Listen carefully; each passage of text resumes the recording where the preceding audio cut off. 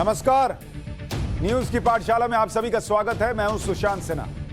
ये वो पाठशाला है जहां सबकी क्लास लगती है।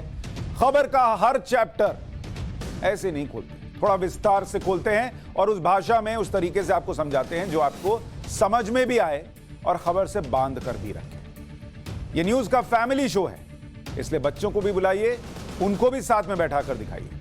तो आइए शुरू करते हैं आज की पाठशाला।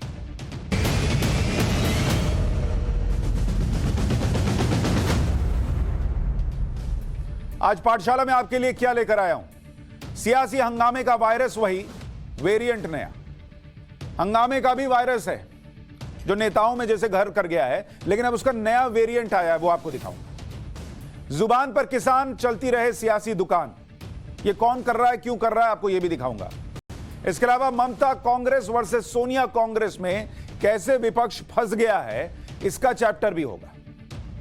इसके अलावा ओमाइक्रॉन वेरिएंट से दुनिया क्यों डर गई है, क्या 53 रूप बदलने वाला वायरस भारत में तीसरी लहर लेकर आएगा, इसकी भी चर्चा होगी।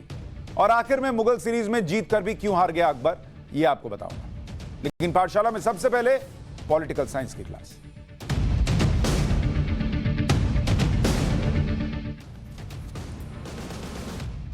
आज सबसे पहले पॉलिटिकल साइंस की क्लास इसलिए कि देश के नेताओं को ऐसा लगने लगा है कि ना संसद की चिंता है, ना किसानों की चिंता है, सिर्फ अपनी पॉलिटिक्स की चिंता है। विंटर सेशन के पहले दिन आज संसद के अंदर क्या हुआ और संसद के बाहर क्या हुआ, यह पहले दोनों आपको बताता हूं। फिर आऊंगा कैसे नेताओं के एजेंडे में से आप गायब हैं। सियासी हंगामे वाला वायरस जो है वो हावी हो गया और उसका नया वेरिएंट कितना खतरनाक है, यह भी आपको बताऊंगा।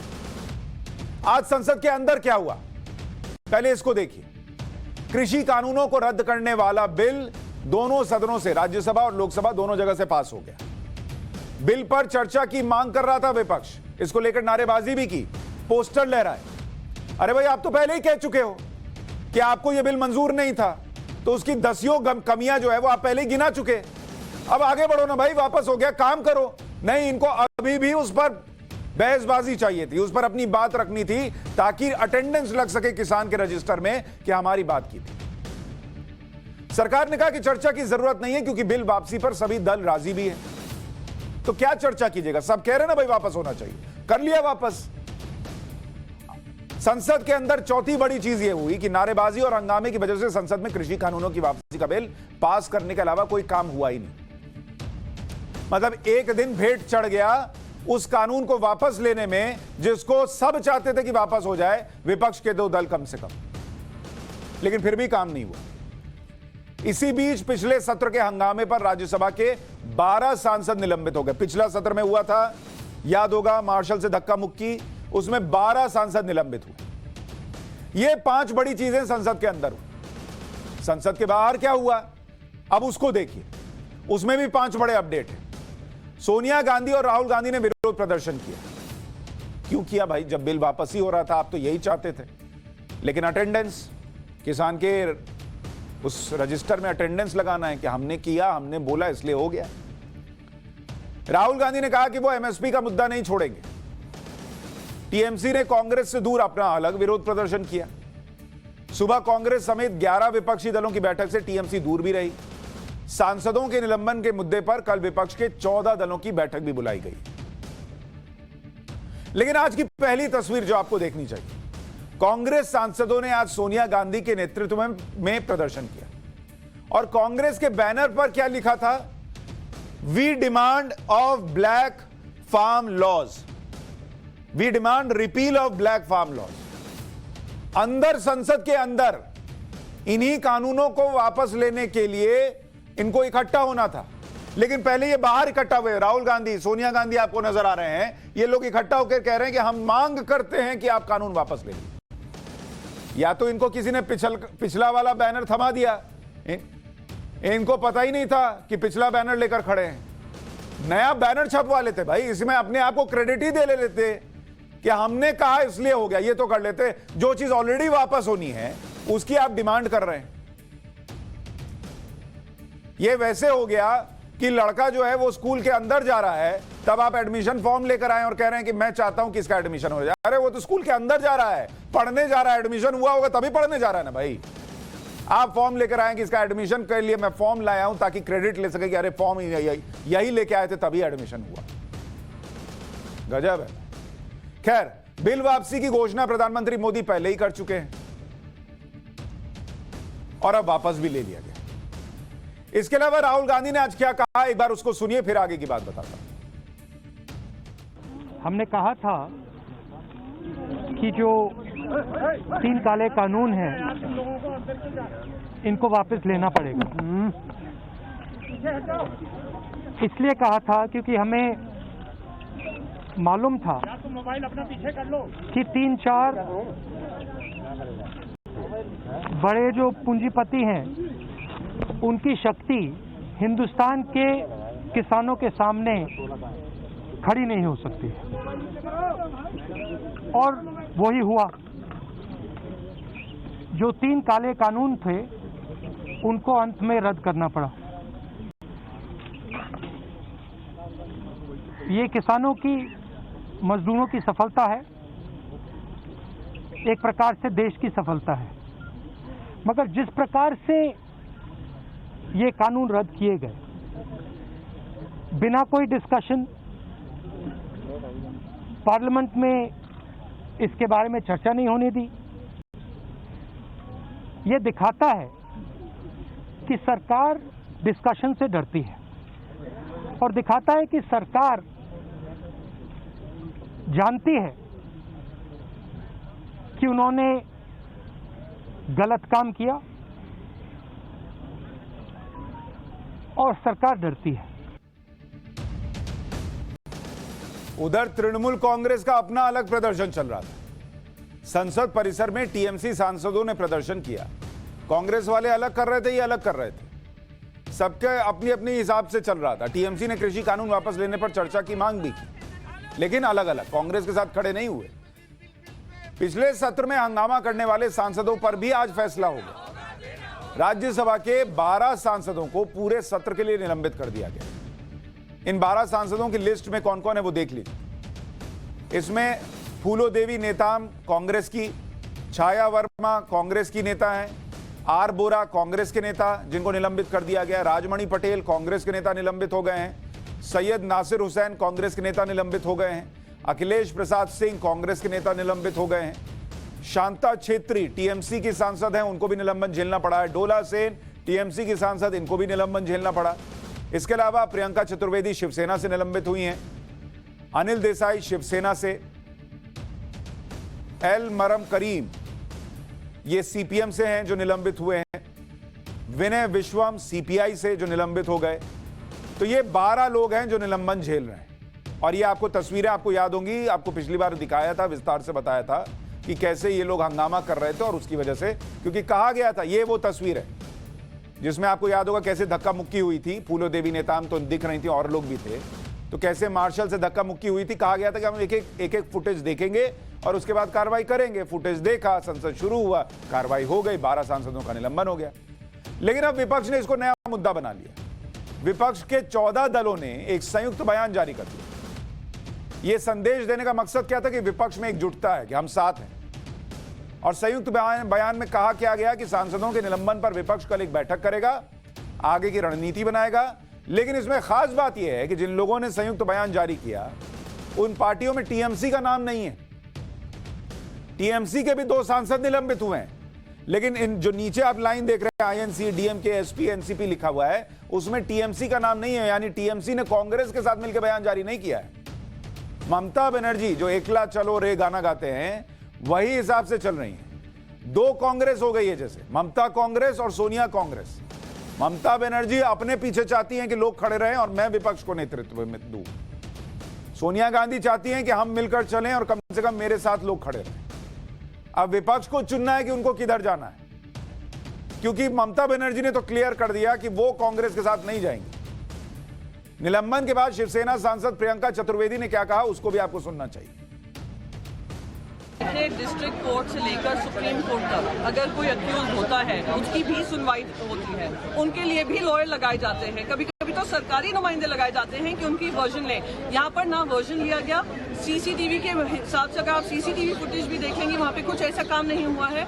ये भी रिकॉर्ड हुआ है किस तरीके से मार्शल्स अभद्रता कर रहे थे, मेल मार्शल्स फीमेल एमपीज को धक्का मुक्की कर रहे थे। वो सब एक तरफ और आपका डिसीजन एक तरफ। What kind of unruly behaviour is this? Unparliamentary, undemocratic behaviour is this? कहाँ 12 सांसदों के निलंबन पर विपक्ष सवाल उठा रहा है, लेकिन जुलाई के महीने में महाराष्ट्र विधानसभा में हंगामा करने पर बीजेपी के 12 विधायक 1 साल के लिए निलंबित कर दिए गए। 1 साल। और उस वक्त प्रियंका चतुर्वेदी, जिनको अभी आप सुन रहे थे, उन्होंने ट्वीट किया था, 12 BJP MLA suspended for a year from Maharashtra assembly for abusing the chair. BJP's abuse of law has led to the death of an octogenarian tribal rights activist. All in a day, abuse is a way of life for some. यानी जब BJP के नेता विधायक हंगामा कर रहे थे और उनका सस्पेंशन हुआ, तो यही प्रियंका चतुर्वेदी शिवसेना की ट्वीट करके बता रही थी कि कितना सही काम किया है, क्योंकि ये लोग तो लोकतंत्र की हत्या कर रहे थे। और आज वही प्रियंका चतुर्वेदी जब उन पर कार्रवाई हो गई, तो उस कार्रवाई को लोकतंत्र की हत्या बता रहे। ये लोग ब्लॉक खेलते हैं। बच्चों का गेम होता है ब्लॉक, इधर लगाया, उधर लगाया, जिधर लगाया मर्जी का बनाया। तो ये लोग ब्लॉक खेलते हैं, अपने हिसाब से ब्लॉक लगाते हैं, अपने हिसाब से इमारत बनाते हैं। मॉनसून सत्र में कैसे विपक्षी सांसदों ने हंगामा किया, इसे आपको याद करना चाहिए। प्रधानमंत्री को नए मंत्रियों का परिचय नहीं कराने दिया था, अगर आपको याद हो तो। रेल मंत्री अश्विनी वैष्णव के हाथ से इन लोगों ने पेपर छीन लिया था। सेंट्रल टेबल पर चढ़कर विरोध प्रदर्शन हुआ था, याद है ना आपको? टेबल पर चढ़कर रूल बुक को चेयर की तरफ फेंक दिया था। टेबल पर चढ़कर नारेबाजी का कंपटीशन चल रहा था इन लोगों का। और कहते हैं कि संसद हमने नहीं, सरकार ने नहीं चलने दी। ये टेबल वाले विजुअल देखिए। ये सांसद महोदय टेबल पर चढ़कर और हंगामा कर रहे थे। संजय सिंह नजर आ रहे हैं आपको, और दूसरे नेताओं ने भी किया था। सदन के अंदर लगे एलईडी स्टैंड पर सांसद चढ़ गए थे। केंद्रीय मंत्रियों का रास्ता रोका गया था, धक्का दिया गया था, मार्शल का गला पकड़कर खींचने की कोशिश हुई थी, महिला मार्शल को घसीटा गया, वेल के अंदर हमला किया गया, हंगामे का वीडियो बनाकर सोशल मीडिया पर डाला गया। और ये लोग चाहते थे कि कार्रवाई ना हो, और आज कार्रवाई हुई तो इनको अपनी एकता दिखाने के लिए साझा बयान जारी कर रहे हैं। यही परंपरा चाहते हैं ये लोग कि कुछ भी करो और कार्रवाई ना हो। देश को जवाब नहीं देना है कि हमने ऐसा किया तो क्या हुआ। संसद सत्र की शुरुआत से पहले प्रधानमंत्री ने विपक्ष से शांति और मर्यादा बनाए रखने की अपील की। उन्होंने कहा कि संसद में सवाल होने चाहिए, लेकिन शांति भी बनी रहे। और मतलब आप सोचिए, विपक्ष को यह कहने के लिए कि कम से कम संसद चलने दीजिए, उनको यह याद दिलाना पड़ा प्रधानमंत्री को कि हम आजादी का 75वां साल मनाने जा रहे हैं। जिन लोगों ने कुर्बानी दी, कम से कम उनका तो ध्यान रखिए, उनको तो याद कीजिए।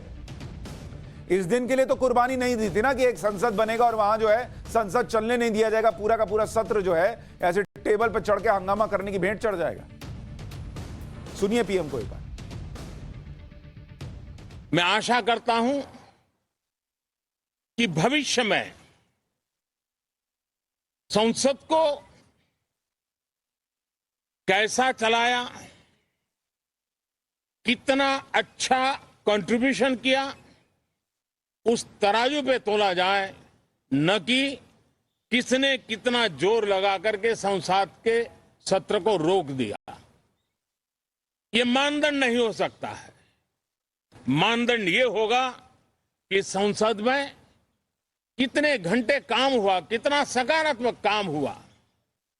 हम चाहते हैं सरकार हर विषय पर चर्चा करने के लिए तैयार है, खुली चर्चा करने के लिए तैयार है। सरकार हर सवाल का जवाब देने के लिए तैयार है। और आजादी के अमृत महोत्सव में हम ये भी चाहेंगे कि संसद में सवाल भी हो, संसद में शांति भी हो। हम चाहते हैं संसद में सरकार के खिलाफ, सरकार की नीतियों के खिलाफ जितनी आवाज प्रखर होनी चाहिए हो, लेकिन संसद की गरिमा, स्पीकर की गरिमा, चेयर की गरिमा, इन सब के विषय में हम वो आचरण करें जो आने वाले दिनों में देश की युवा पीढ़ी को काम आए। इतना याद दिलाने के बाद भी, जिन्होंने आजादी के लिए कुर्बानी दी, उनका हवाला देने के बाद भी संसद सत्र का पहला दिन हंगामे की ही भेंट चढ़ा। और मॉनसून सत्र में संसद में कितना कामकाज हुआ था आपको यह भी याद दिलाता हूं, क्योंकि जब तक यह हिसाब चलेगा देश में आप कुछ भी कर लीजिए, कुछ होने वाला नहीं है। दुनिया कहेगी कि भारत की अर्थव्यवस्था ऊपर जाएगी तेजी से, लेकिन जब आप लोगों की समस्याओं को डिस्कस ही नहीं कीजिएगा, जब आप नए कानूनों पर चर्चा ही नहीं कीजिएगा, खाली संसद में बिल पास होंगे, तो देश कैसे आगे जाएगा ये बताइए। पिछले बार मॉनसून सत्र में क्या हुआ था ये ध्यान रखिए। ये मॉनसून सत्र का डेटा आपको दे रहा हूं, और जब तक आप देखिए ये किसान आंदोलन किस तरीके से चलाया जा रहा, कानून वापस होने के बाद भी ये जब तक चलेगा यही हिसाब रहेगा। लोकसभा में कितना काम हुआ था ये ध्यान रखिए। पिछली बार लोकसभा में 96 घंटे में से मात्र कितने घंटे काम हुआ था पता है? 21 घंटे काम हुआ। 21 घंटे काम हुआ था। यह है प्रोडक्टिविटी का हाल। यानी प्रोडक्टिविटी देखने जाइएगा तो प्रोडक्टिविटी आपकी बैठेगी 21%। क्या इसलिए आप सांसदों को चुनकर भेजते हैं कि 21% काम करो? आप अपने ऑफिस में 21% की प्रोडक्टिविटी दीजिए, क्या आपका हाल होगा और कितनी सैलरी अकाउंट में आएगी देख लीजिएगा। राज्यसभा में कितने घंटे के काम में से कितना काम हुआ? 104 घंटे में से काम कितना हुआ? मात्र 28 घंटे काम हुआ। और इनकी प्रोडक्टिविटी कितनी थी? 29% की प्रोडक्टिविटी थी इनकी। ये इस देश में संसद का हाल है। तभी तो प्रधानमंत्री एक तरीके से निवेदन करने की मुद्रा में थे कि भाई चलने दीजिए, जो बोलिएगा उस पर चर्चा हो जाएगी। जो कानून वापस हो रहा है उस पर क्या चर्चा कीजिएगा भाई? जो बयान देना, इंटरव्यू देना, बाहर जाके दे ना लीजिए। संसद में जिस चीज के लिए आए उस पर काम कीजिए। 133 करोड़ रुपए का नुकसान हुआ था पिछली बार। कौन भरेगा? कोई नहीं। संसद से तीनों कृषि कानून वापस हो गए। किसान नेता राकेश टिकैत कह रहे हैं कि सरकार दिमाग ठीक कर ले, एमएसपी पर कानून बनाए, नहीं तो 26 जनवरी दूर नहीं है। ये राकेश टिकैत के बयान आप सुनिए। ये किसान के बयान आपको लगते हैं? ये लहजा किसान का हो सकता है कि सरकार दिमाग ठीक कर ले? 4 लाख ट्रैक्टर हैं, पिछले बार क्या हुआ था याद है ना? ये किसान का लहजा है बात करने का? सुनिए एक बार राकेश टिकैत को। जो गुंडागर्दी करना चाहते हैं वो गुंडागर्दी नहीं उनकी चलेगी। बहुत जेल लिया किसान ने 1 साल।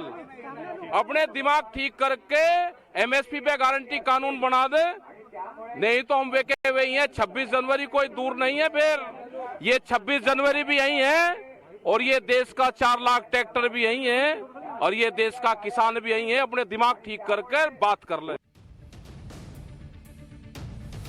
समस्या यह है कि देश में सियासी हंगामे वाला वायरस जो है वो देश की तरक्की को रोकने की कोशिश कर रहा है। ऐसे भड़काऊ बयानबाजी वाला वायरस जो है वो देश में जहर घोल रहा है। लेकिन इन लोगों से जो सवाल पूछे जाने चाहिए, इन लोगों से जो पूछा जाना चाहिए कि कानून वापस करा के आपका राजनीतिक फायदा तो हो गया, किसान का क्या फायदा हुआ, वो पूछा ही नहीं जा रहा। कल एमएसपी पर एक बड़ी जरूरी क्लास लेकर आऊंगा, वो देखने जरूर आइएगा पाठशाला में। आज की तारीख में एमएसपी पर सबसे जरूरी सवाल कल पाठशाला में लेकर आऊंगा, पूरे ब्यौरे के साथ उसका चैप्टर खोलूंगा। लेकिन अब उस वायरस की बात जिससे देश नहीं दुनिया परेशान है, ओमाइक्रॉन वायरस, कोरोना का नया वेरिएंट। क्या यह भारत में तीसरी लहर ला सकता है? हेल्थ की क्लास में आपको बताता हूं।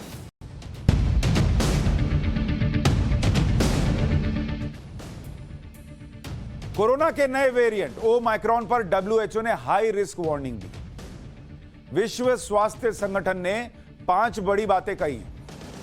पहला, वेरिएंट से संक्रमण का ग्लोबल रिस्क बहुत ज्यादा है। दुनिया तैयार रहे, यह पूरी दुनिया में फैल सकता है।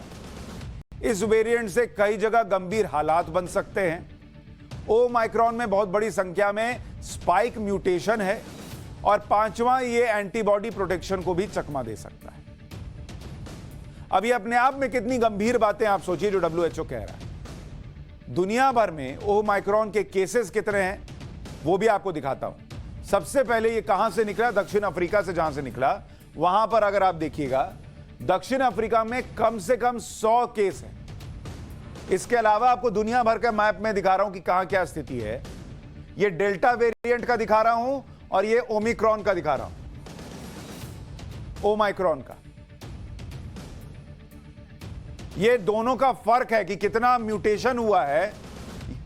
ये लाल वाला जो है इसमें कम है और इसमें आपको ज्यादा दिख रहा है। तो आप समझ सकते हैं कि ओमाइक्रॉन जो है वो कितनी तेजी से फैलता है।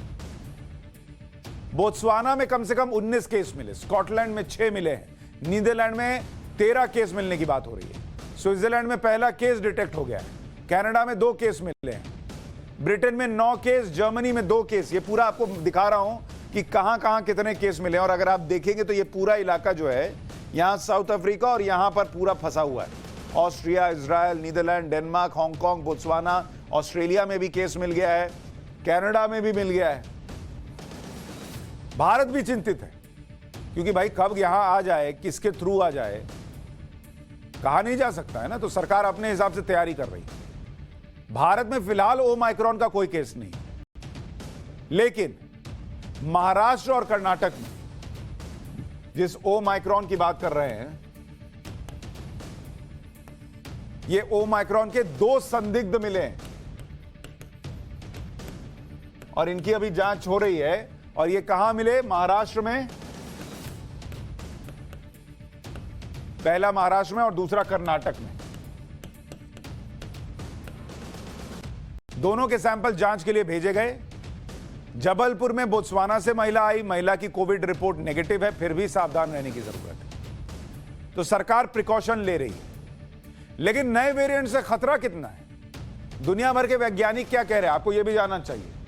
जैसे अगर हम बात करें दक्षिण अफ्रीका की, दक्षिण अफ्रीका की डॉक्टर हैं एंजेलिक कोटजी, जिन्होंने सबसे पहले इस वायरस को डिटेक्ट किया था।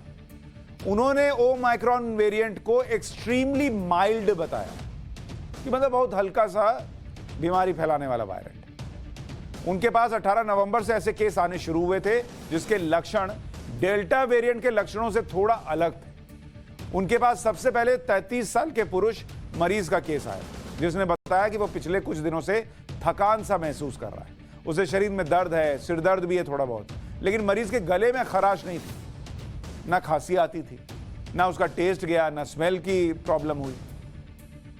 डेल्टा वेरिएंट में होता था ना कि भाई सूंघने में नहीं आ रहा है, टेस्ट चला गया, तो लोग समझ जाते थे ओ ये कुछ गड़बड़ मामला है, खुद को आइसोलेट कर लिया। इस वाले में ओमाइक्रॉन में ये नहीं हो रहा है।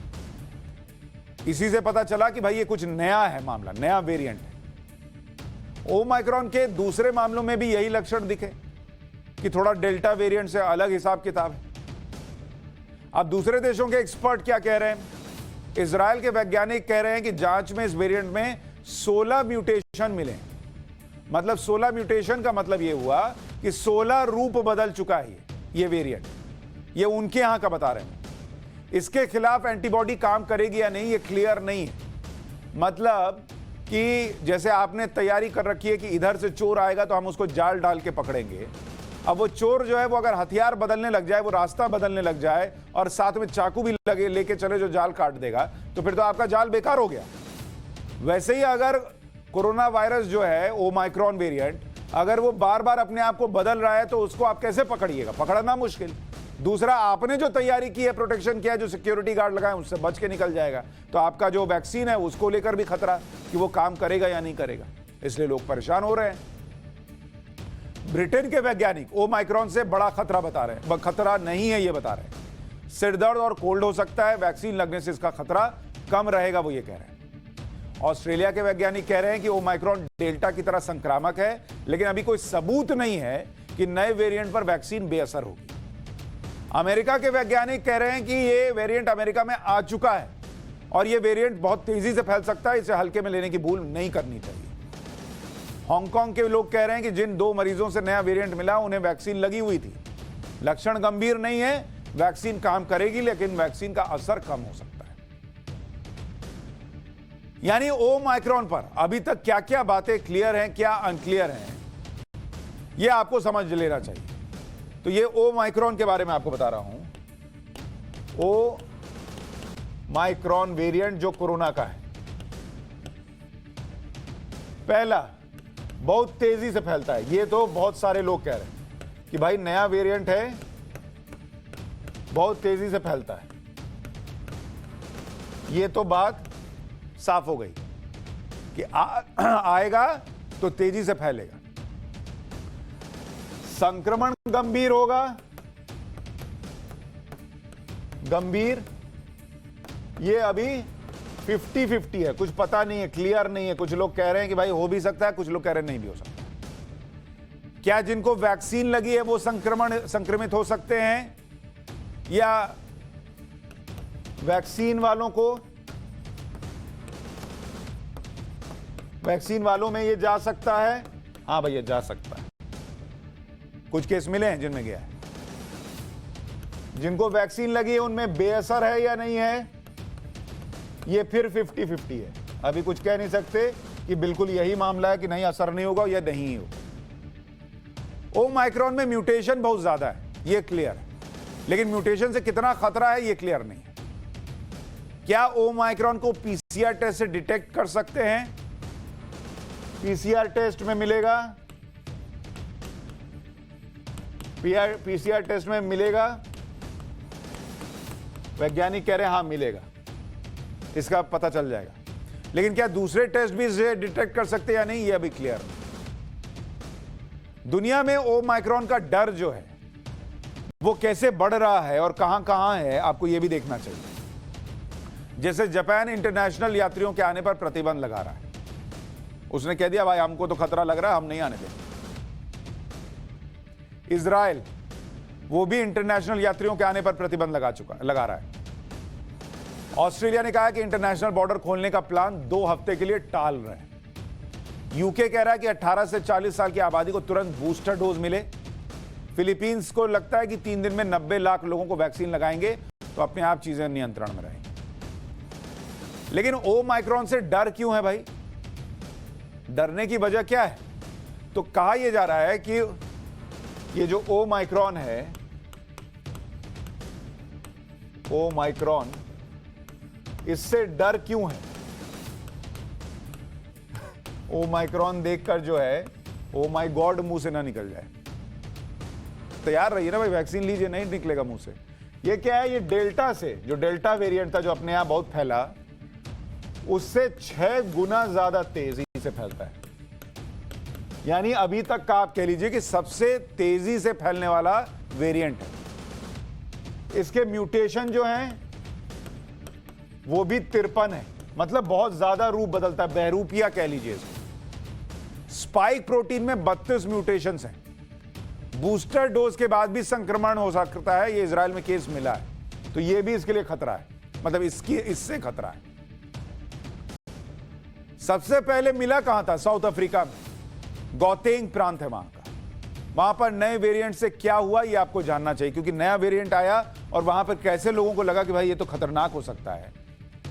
2 हफ्ते में पॉजिटिविटी रेट जो है वो 1% से बढ़कर 30% हो गई। वहां 90% केस ओमाइक्रॉन वेरिएंट से थे।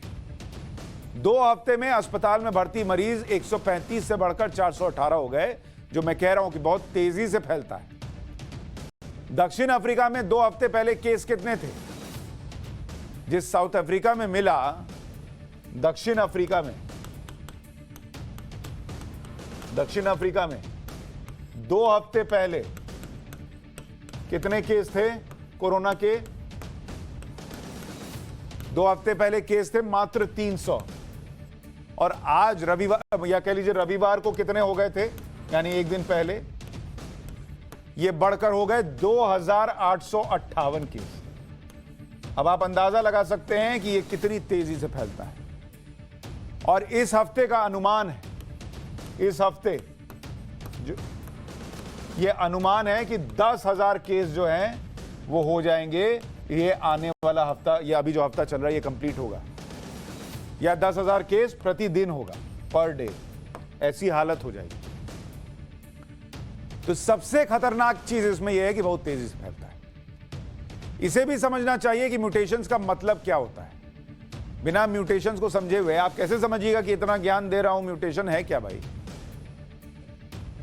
वायरस हमेशा रूप और व्यवहार बदलते हैं, इसी को म्यूटेशन कहते हैं। म्यूटेशन हर बार घातक नहीं होता, लेकिन इस पर नजर रखना जरूरी है, क्योंकि रूप बदलने पर वायरस कैसा रिएक्ट करे यह तय नहीं होता। दक्षिण अफ्रीका में नए वेरिएंट में कुल 53 म्यूटेशन पाए गए। इसी वजह से आशंका है कि इस वेरिएंट से खतरा बढ़ गया है। सबसे बड़ी बात, 30 से ज्यादा म्यूटेशन स्पाइक प्रोटीन में हुए। स्पाइक प्रोटीन में mutation delta variant 2, beta variant 6, gamma variant 8, alpha variant 4 और ओमाइक्रॉन में 30। तो आप अंदाजा लगाइए उनसे कितना ज्यादा इसमें हो रहा है। ये स्पाइक प्रोटीन क्या है भाई? इतनी देर से स्पाइक प्रोटीन बोल रहा हूं। ये जो गोल घूम रहा है कोरोना का वायरस, उसमें से जो लाल लाल हिस्सा निकला हुआ है, इसको स्पाइक प्रोटीन कहते हैं। ये वायरस का वो हिस्सा है जिससे वायरस हमारी सेल में एंट्री करता है, यही जाके चिपक जाता है। वायरस के स्पाइक प्रोटीन के हिस्से को ही वैक्सीन भी टारगेट करती है। इसमें म्यूटेशन से वायरस वैक्सीन से बचने की क्षमता विकसित कर सकता है। बहुत आशंका होती है कि इसमें म्यूटेशन से एंटीबॉडी काम ही ना करे। ओमाइक्रॉन के रिसेप्टर बाइंडिंग डोमेन में भी 10 म्यूटेशन हो चुके हैं। यह वायरस का वो हिस्सा होता है जो सबसे पहले हमारी सेल्स के संपर्क में आता है। कोरोना के ओमाइक्रॉन वेरिएंट की पहली तस्वीर भी सामने आ चुकी है। वो भी आपको दिखाता हूं कि वो तस्वीर कौन सी है। जरा उसको डालिए आपने। इटली के Bambino Gesu research group and state university of Milan के शोधकर्ताओं ने तस्वीर पब्लिश की। इस पब्लिश तस्वीर में दिखता है कि डेल्टा वेरिएंट की तुलना में ओमाइक्रॉन में ज्यादा म्यूटेशन है। ये जो तस्वीर आपको पहले दिखाई थी कि कैसे इसमें म्यूटेशन ज्यादा हो रहा है, उसकी तस्वीर आपको दिखाया था। जो लाल रंग के पॉइंट्स आप देख रहे हैं वो ओमाइक्रॉन में हुए म्यूटेशंस हैं, कि कैसे डेल्टा में कितना था और ओमाइक्रॉन में कितना हुआ है। लगभग 53 बार ओमाइक्रॉन ने खुद को बदला है। भारत में एक्सपर्ट्स क्या कह रहे हैं? दुनिया भर की बात हुई, भारत को भी सुन लीजिए। डॉक्टर रणदीप गुलेरिया जो एम्स के प्रमुख हैं, वो कहते हैं ओमाइक्रॉन के स्पाइक प्रोटीन में 30 म्यूटेंट हैं। इम्यून सिस्टम को चकमा दे सकता है, जिसकी वजह से वैक्सीन का असर कम हो सकता है। आईसीएमआर के डॉक्टर समीरन पांडा वो कहते हैं कोविड के खिलाफ इस्तेमाल किए जा रहे mRNA टीके ओमाइक्रॉन के खिलाफ असरदार नहीं होंगे। टीकों को कोरोना के नए स्वरूप में आए बदलाव के अनुरूप करने की जरूरत है। ओमाइक्रॉन कितना घातक है इसके लिए और अध्ययन की जरूरत है। आईसीएमआर के पूर्व वैज्ञानिक डॉक्टर रमन गंगा खेड़कर वो कह रहे हैं टीका लगा होगा तो अस्पताल जाने और मौत से बच सकते हैं। संजय पुरी सदस्य हैं नेशनल कोविड टास्क फोर्स के, वो कहते हैं ओमाइक्रॉन के खिलाफ वैक्सीन कितना बचाव करेगी इस पर और जांच की जरूरत है। वैक्सीन निर्माता कंपनी मॉडर्ना के मुख्य चिकित्सा अधिकारी का बयान है कि वेरिएंट संक्रामक है, लेकिन हमारे पास कई संसाधन हैं, इससे ज्यादा डरने की जरूरत नहीं है। 2022 तक नए वेरिएंट के लिए वैक्सीन को तैयार कर लिया जाएगा। ओमाइक्रॉन को लेकर प्रधानमंत्री मोदी ने उच्च स्तरीय बैठक भी की और प्रधानमंत्री मोदी ने बैठक में जो बातें कही थी वो बहुत अहम थी। पहली बात उन्होंने कही थी कि वैक्सीन के सेकेंड डोज की कवरेज बढ़ाने की जरूरत है। पीएम मोदी बार बार ये याद दिला रहे हैं। पता नहीं कैसे महानुभाव हैं कुछ लोग जो दूसरी डोज लेने ही नहीं जा रहे, और ऐसे करोड़ों लोग हैं। भाई नमन है आप लोगों को। यहां नया नया शिकार ढूंढ रहा है कोरोना, और आप लोग जो हैं जो आपको बचाएगा वही लेने नहीं जा रहे हैं वैक्सीन की दूसरी डोज। भारत आने वाले यात्रियों की मॉनिटरिंग करना जरूरी है, यह भी पीएम ने कहा था। तीसरी बात उन्होंने कही थी कि नए खतरे में लोगों को कहीं ज्यादा सावधान रहना होगा। वायरस पर जीनोम सीक्वेंसिंग को देश भर में बढ़ाना होगा। पांचवी बात उन्होंने कही थी कि ज्यादा केस वाले इलाकों में सख्ती और सर्विलांस रखा जाए। और छठी बात यह कि दवाओं, oxygen plant, ventilator, paediatric facility पर ध्यान दिया जाए। मतलब निश्चिंत मत हो जाइए कि अब कुछ नहीं होने वाला। लेकिन जो पहली बात थी उनकी वैक्सीनेशन वाली, वो बहुत इंपॉर्टेंट है। भारत में अब तक वैक्सीनेशन कितना हुआ है? क्योंकि बचाएगा तो यही बचाएगा भाई, और तो क्या हिसाब है। भारत में वैक्सीनेशन ये कितना होगा ये समझ लीजिए। अभी तक कुल डोज कितनी लगी है वैक्सीन? ये लगी है 122 करोड़। 122 करोड़ डोज लग चुकी है। एक डोज कितने लोगों को लगी है? एक डोज लेने वाले कितने लोग हैं? ऐसे करीब 78 करोड़ लोग हैं, यानी करीब 57% लोगों को एक डोज तो लग गई। 57%। और सेकेंड डोज दो या दोनों डोज कितनों ने ली है वैक्सीन की? ऐसे लोग हैं करीब 44 करोड़। यानी कि अगर आप परसेंटेज देखने जाइएगा तो करीब 32% लोग जो देश के हैं उन्होंने दोनों डोज ली। और पीएम इसीलिए कह रहे हैं कि ये 78 करोड़ जो हैं, इनमें से कई लोग ऐसे हैं जिनकी सेकेंड डोज की डेट आ गई है लेकिन वो ले नहीं रहे। करीब ऐसे 12 करोड़ लोग हैं जिनको सेकेंड डोज लेनी है लेकिन वो पता नहीं कहां सोए हैं चद्दर ओढ़कर। समय निकल गया है इनका कि सेकेंड डोज लेनी है, और वैक्सीन की कमी भी नहीं है, फिर भी नहीं ले रहे हैं। हाथ जोड़ के विनती है भैया, अपने लिए, देश के लिए सेकेंड डोज ले लीजिए। जब पहला ले ही लिए हैं तो दूसरे में किस बात का डर रहे हैं? और ये जो 44 करोड़ दोनों डोज ले चुके हैं, 44 करोड़ लोग, इनको कुछ नहीं हुआ है। तो जब आधा पैर पानी में डाल ही दिए हैं तो स्विमिंग पूल में कूद जाइए, नहा लीजिए ना भाई। पैर डालकर हिला रहे हैं, ना आप सूखे हैं ना पूरा गीले हैं। और राज्य सरकारों पर भी सवाल है। वैक्सीनेशन की सियासी स्पीड कैसी है ये देखिए। किसी भी कांग्रेस या उसके सहयोगी राज्य में 90% से ज्यादा आबादी को पहली डोज नहीं दे पाया गया है। 50% से ज्यादा आबादी को दूसरी डोज नहीं मिली। कम से कम 7 बीजेपी शासित राज्य हैं जहां 90% आबादी को पहली डोज मिल चुकी है। बीजेपी शासित राज्य 9 राज्य ऐसे हैं जहां 50% आबादी को दूसरी डोज मिल चुकी है। आपको लिस्ट बताता हूं, आप देखिए। बीजेपी शासित, बीजेपी रूल्ड स्टेट्स, वहां क्या हाल है। हिमाचल प्रदेश, वहां पर फर्स्ट डोज कितनों को लग गई है? 100%। और सेकेंड डोज 92%। ये हाल है।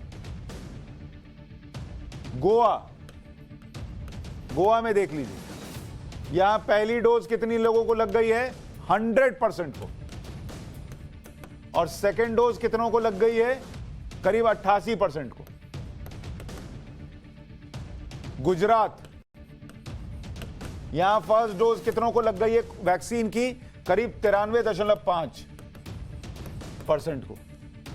और दूसरी डोज जो है सेकेंड डोज, वो 70% लोगों को लग गई। उत्तराखंड, यूके, वहां पहली डोज जो है फर्स्ट डोज वो 90% लोगों को लग गई है। और सेकेंड डोज जो है वो करीब लग गई है 61% लोगों को, 61%। ये बीजेपी शासित राज्यों का बता रहा हूं। यहां एमपी जोड़ लीजिए, एमपी में फर्स्ट डोज ये करीब 93% लोगों को लग गई। और दूसरी डोज, सेकेंड डोज, ये लगी है 63% लोगों को। कर्नाटक में पहली डोज जो है, कर्नाटक, यहां कितनी लगी है? पहली डोज 91%, और जो सेकेंड डोज है वो लगी है 59% लोगों को। हरियाणा में भी 90% पहली डोज लग गई है। असम में 89% पहली डोज लग गई है। त्रिपुरा में 80% लग गई है। लेकिन कांग्रेस शासित राज्य को अब देखिए, ये बीजेपी हो गया, अब कांग्रेस रूल्ड में देखिए कि वहां क्या हाल है। झारखंड, पहले देखिए झारखंड, यहां गठबंधन में है कांग्रेस पार्टी। यहां फर्स्ट डोज कितनों को लगी है? मात्र 66%। और सेकेंड डोज कितनों को लगी है? 30%। बीजेपी शासित राज्यों को देखिए 100%, 100%, 93.5%, 90%, 93%, 91%। फर्स्ट डोज लगभग कवर कर रहे हैं। कांग्रेस जहां पर रूल्ड स्टेट है और जहां पर सहयोगी है, झारखंड 66% पहला डोज। पंजाब देखिए, पंजाब में क्या आंकड़ा है फर्स्ट डोज का? 72%, और सेकंड डोज यहां पर कितनी है? मात्र 33%। ना आप फर्स्ट डोज पूरा दे पा रहे हैं, ना सेकंड डोज। सेकंड डोज 33%, सोचिए कितना कम है। इसके बाद आप देखिए महाराष्ट्र। महाराष्ट्र में क्या स्थिति है? वहां पहली डोज है 80%, और सेकंड डोज जो है यहां पर मात्र 42%। और ये वो महाराष्ट्र है जहां पर कोरोना की सबसे ज्यादा केसेस रहे हैं लंबे वक्त तक। तो फर्स्ट डोज तो दे रहे हैं, सेकंड डोज भी तो दीजिए।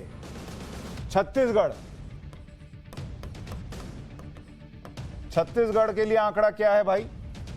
83% फर्स्ट डोज और 47% सेकंड डोज।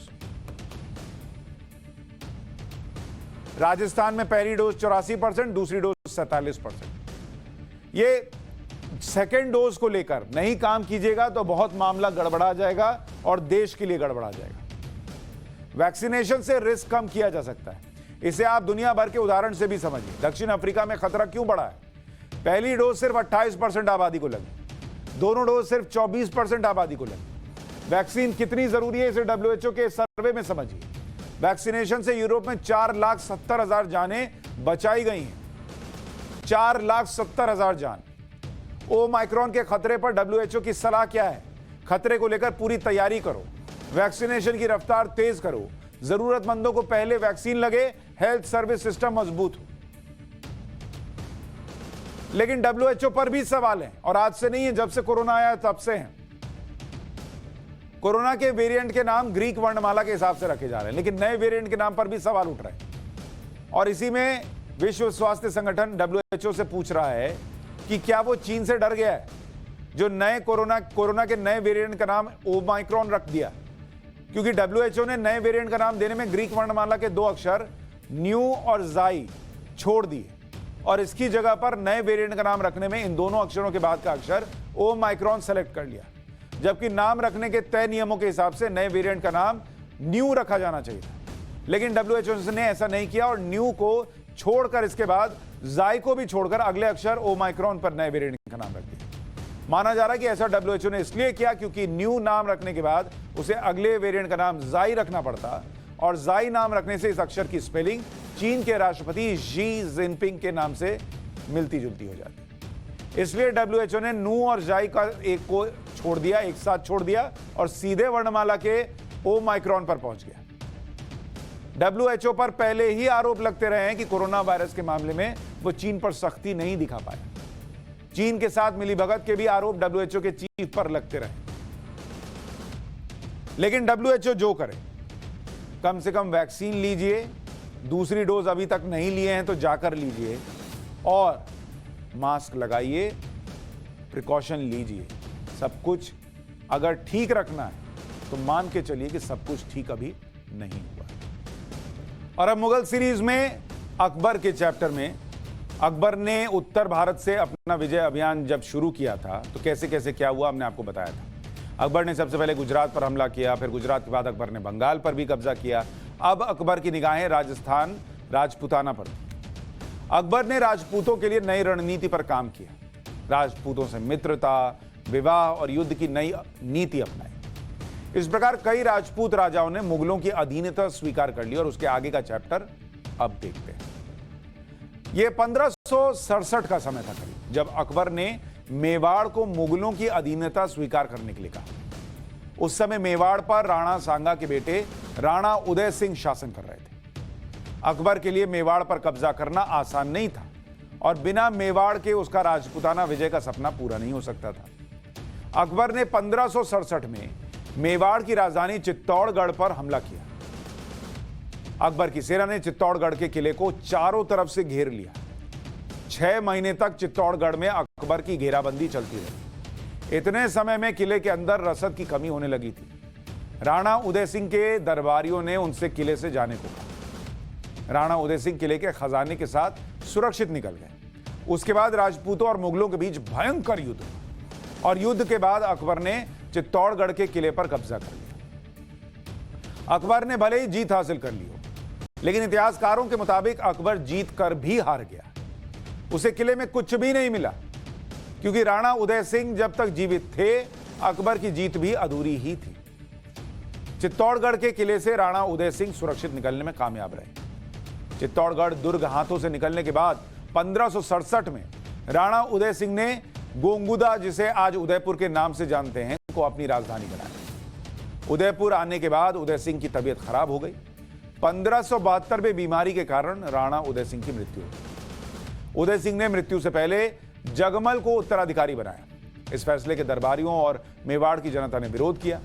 मुगलों का सामना करने की शक्ति जगमल के पास नहीं थी। दरबारियों ने जगमल को हटाकर राणा प्रताप को गद्दी पर बिठाया। नाराज होकर जगमल ने अजमेर जाकर मुगलों से हाथ मिला लिया। राणा प्रताप भले ही मेवाड़ के राजा बन गए थे, लेकिन उनके मन में चित्तौड़ पर मुगलों का राज कांटे की तरह चुभ रहा था। वो चित्तौड़ को वापस पाने और मुगलों को हराने के बारे में सोचते रहे। उधर अकबर भी मेवाड़ पर कब्जा करने के लिए लगातार कोशिश कर रहा था। अकबर पूरे हिंदुस्तान पर राज करने का ख्वाब देख रहा था। मेवाड़ विजय के लिए अकबर ने पहले संधि प्रस्ताव का सहारा लिया। अकबर ने राणा प्रताप के पास संधि प्रस्ताव भेजने की शुरुआत की और 1573 में अकबर ने राणा प्रताप के पास 6 प्रस्ताव भेजे। राणा प्रताप ने मुगलों से किसी भी संधि से इनकार कर दिया। अकबर ने राजा मानसिंह को भी अकबर के पास भेजा था, उनके पास भेजा था महाराणा प्रताप के पास, और मानसिंह को प्रस्ताव लाता देख राणा प्रताप गुस्सा हो गए। मुगलों का साथ देने के लिए मानसिंह को फटकार लगाई। राणा प्रताप ने मानसिंह के संधि प्रस्ताव को भी ठुकरा दिया। इस तरह राणा प्रताप और मुगलों के युद्ध की नींव तैयार हो गई। युद्ध हुआ या नहीं, युद्ध में क्या हुआ, यह आपको अगली क्लास में बताएंगे। लेकिन इस वक्त एक और बड़ी खबर आ रही है पाठशाला में, आपको वो भी बता दें। ट्विटर के सीईओ के पद से जैक डॉर्सी ने इस्तीफा दे दिया। करीब 16 साल बाद जैक ने ट्विटर के सीईओ के पद से इस्तीफा दिया। जैक ने अपने लेटर में कहा है कि मैंने अपनी मर्जी से इस्तीफा दिया है। जैक के बाद भारतीय पराग अग्रवाल ट्विटर के नए सीईओ बन गए। पराग अग्रवाल IIT बॉम्बे से पास आउट हैं, ट्विटर से 1 दशक से जुड़े हुए रहे हैं।